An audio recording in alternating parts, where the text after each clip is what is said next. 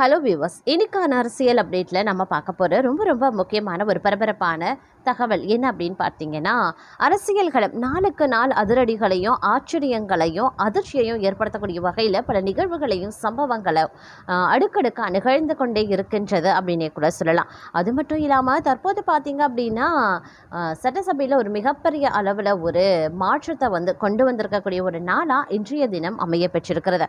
அதிலும் திருமாவளவன் செய்த அந்த ஒரு செயல் அப்படிங்கிறது அனைவரையும் வியப்படைய வைத்திருக்கிறது அப்படின்னே கூட சொல்லலாம். இதன் காரணமாக தமிழ்நாட்டு அரசியலில் இன்று ஒரு வரலாற்று முக்கியத்துவம் வாய்ந்த நாளாக இன்றைய தினம் பதிவு செய்யப்படலாம் அப்படிங்கிற ஒரு கருத்தும் பலருடைய மத்தியிலையும் எழுந்து வந்துட்டுருக்கு அப்படின்னு தாங்க சொல்லணும். அப்படி என்னதான் நடந்தது அப்படிங்கிறத பற்றின ஒரு பரபரப்பான தகவலோடு இன்னும் சுவாரஸ்யமான பரபரப்பான தமிழக அப்டேட்ஸ், அதாவது தமிழக அரசியல் அப்டேட்ஸை உடனுக்குடன் நீங்கள் தெரிந்து கொள்ள வீடியோ ஸ்கிப் நாம கடைசி வரைக்கும் பாருங்கள். வீடியோக்குள்ளே போகிறதுக்கு முன்னாடி இதுவரைக்கும் நீங்கள் நம்ம சேனலை சப்ஸ்கிரைப் பண்ணலை அப்படின்னா உடனே சப்ஸ்கிரைப் பண்ணிக்கோங்க.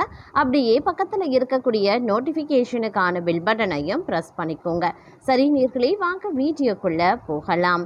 வன்னியரசு சமூக நீதி அமைச்சராக பதவியேற்றிருக்கார். நீண்டகால போராட்டங்கள் மற்றும் எளிய மக்களின் உரிமைகளுக்காக தன்னை அர்ப்பணித்த விடுதலை சிறுத்தைகள் கட்சியின் வன்னியரசு இன்று தமிழ்நாடு அமைச்சரவையில் அமைச்சராக பதவியேற்றிருக்கிறார்.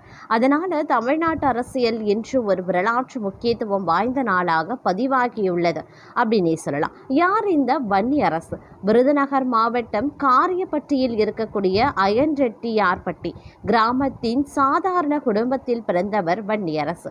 இவரது இயற்பெயர் ஜெயராஜ். ஜெயராஜ் என்பவர் வன்னியரசாக மாறி தமிழகத்தின் அதிகார மையத்தில் முக்கிய இடத்தை பிடித்திருப்பது அவரது அரசியல் பயணத்தின் உச்சகட்டமாகவே கருதப்படுகிறது.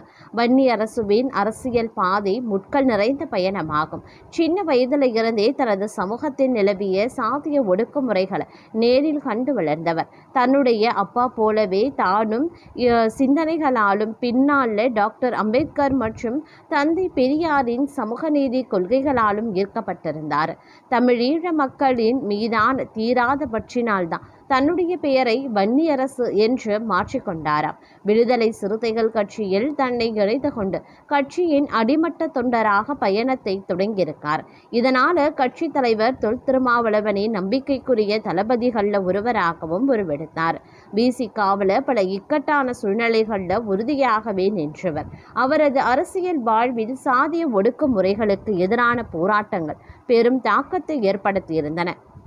தான் வளர்ந்த கிராமத்தில் நிலவிய சாதிய மோதல்கள் மற்றும் விசிகா கொடிகம்பம் நடுவதில் ஏற்பட்ட சிக்கல்கள் அவரை மேலும் சமூக நீதி போர்க்களத்தில் தீவிரமாக செயல்பட தூண்டியது. அதேபோல் அவரது அரசியல் வாழ்வில் தமிழீழ மக்களின் உரிமைகள் முக்கிய இடத்தையும் பிடித்தன.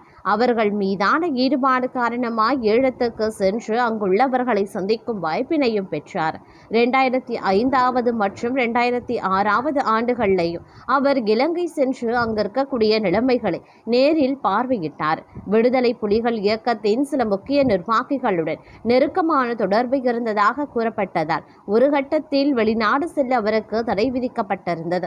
இருப்பினும் சட்டமன்ற உறுப்பினராக பதவியேற்ற காலத்திலேயும் தனது தமிழீழ ஆதரவு நிலைப்பாட்டை அவர் வெளிப்படையாகவே பதிவு செய்தார். தேர்தல் அரசியலை பொறுத்தவரை தொடக்க காலத்தில் வானூர் தொகுதியில் போட்டியிட்டு குறைந்த வாக்கு வித்தியாசத்தில் வெற்றியை தவறவிட்ட வன்னியரசுக்கு இந்த 2026 சட்டமன்ற தேர்தல் ஒரு திருப்பு முனையாக அமைந்தது என்றே சொல்லலாம். திண்டிவனம் தொகுதியில் அதிமுக வேட்பாளர் அர்ஜுனனை எதிர்த்து போட்டியிட்ட வன்னியரசு கடும் போராட்டத்திற்கு பிறகு 63,833 வாக்குகள் பெற்று 734 வாக்குகள் வித்தியாசத்தில் வெற்றியை தனதாக்கிக் கொண்டார். பட்டியலின மக்களின் உரிமைகளுக்காக நாடாளுமன்றத்திற்கு வெளியிலேயும் சட்டமன்றத்திலையும் குரல் கொடுத்து வந்த அவர் இன்று அமைச்சராக பொறுப்பேற்றுள்ளது சமூக நீதி அரசியலை முன்னெடுப்பவர்களுக்கு பெரும் ஊக்கத்தை அளித்துள்ளது.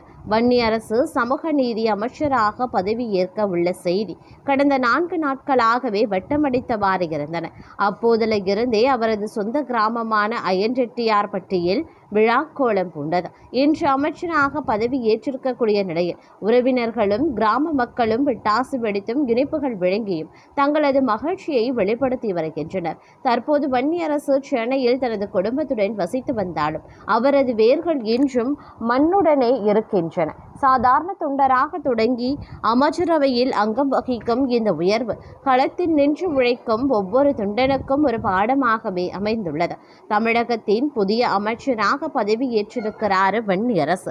பதவியேற்ற பின்போது அவரது கையை பிடித்து நாற்காலியில் திருமாவளவன் உட்கார வைத்தது சிறுத்தைகளை சிலிர்க்க வைத்துள்ளது.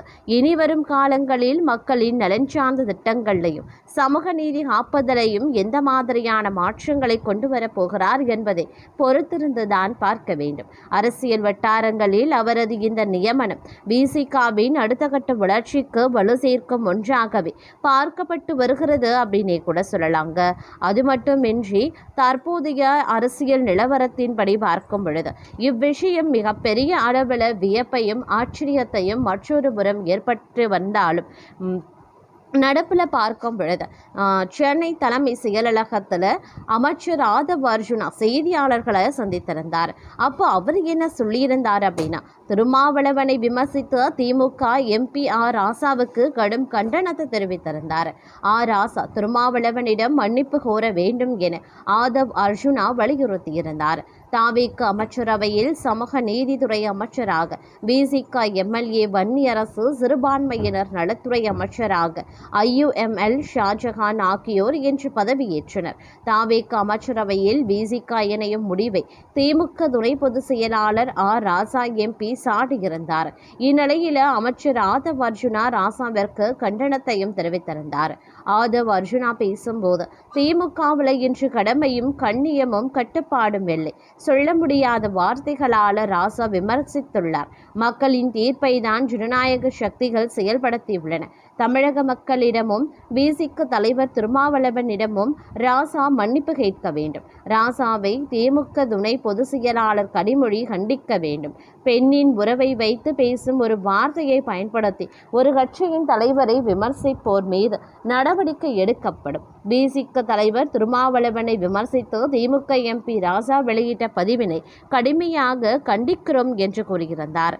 மேலும் பேசிய ஆதவ் அர்ஜுனா, சமூக நீதி மத சார்பற்ற அமைச்சரவையை முதலமைச்சர் விஜய் உருவாக்கி இருக்கார். சாதிய அரசியல், மத அரசியல், பண அரசியல் என அனைத்தையும் தூக்கி எறிந்திருக்கார் முதலமைச்சர் விஜய். ஜாதி குடும்ப பின்புலம் பார்க்காமல் அனைத்து கட்சிகளுக்கும் ஆட்சியில் பங்கு கொடுத்து இளைஞர் அமைச்சரவையை உருவாக்கப்பட்டுள்ளது. இந்தியாவை பார்த்து பிரமிக்கும் வகையில் ஒரு இளைஞர்கள் அடங்கிய அமைச்சரவையை முதலமைச்சர் விஜய் உருவாக்கியிருக்கார். ஆட்சியிலையும் பங்கு, அதிகாரத்திலையும் பங்கு என்ற வாக்குறுதி நிறைவேற்றப்பட்டுள்ளது. கட்சிக்கு உறுதியாக உழைத்தவர்களுக்கு பதவி அளிக்கப்பட்டுள்ளது. அண்ணா கனவு கண்ட அமைச்சரவையை முதலமைச்சர் விஜய் உருவாக்கியும் இருக்கிறார். 59 ஆண்டுகளுக்கு பிறகு தமிழக அரசவையில் காங்கிரஸ் இடம்பெற்றுள்ளது. அதிகாரம் ஒருவிடம் மட்டும்தான் இருக்க வேண்டுமா என முதலில் கூறியவர் திருமாவளவன். அனைத்து கட்சிகளும் அமைச்சரவையில் இடம்பெற்ற இந்த நாள்தான் உண்மையான சமூக நீதி நாள் என முதலமைச்சர் விஜய் கூறினார். விசிக IUML எம்எல்ஏக்கள் அமைச்சராக பொறுப்பேற்றவுடன் முதலமைச்சர் விஜய் நிகழ்ந்து போனார் அப்படின்னு தெரிவித்திருக்காரு.